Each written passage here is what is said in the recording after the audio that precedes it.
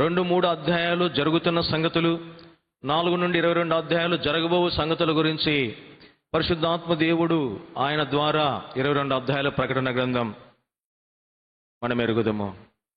ఇటువంటి ఆయన ఉన్నతమైన స్థానములో ఉన్నటువంటి ఈయన 4వ అధ్యాయానికి వచ్చినప్పుడు జరగబో సంగతులు మొట్టమొదటిగా ఆరంభమైంది. వెంటనే ఆయన అంటున్నాడు, ఇక్కడికి ఎక్కిరమ్ము. నేను చూడగా, ఈ సంగతులు జరిగిన తర్వాత నేను చూడగా అదిగో పరలోకమందు ఒక తలుపు తెరవబడి ఉండెను.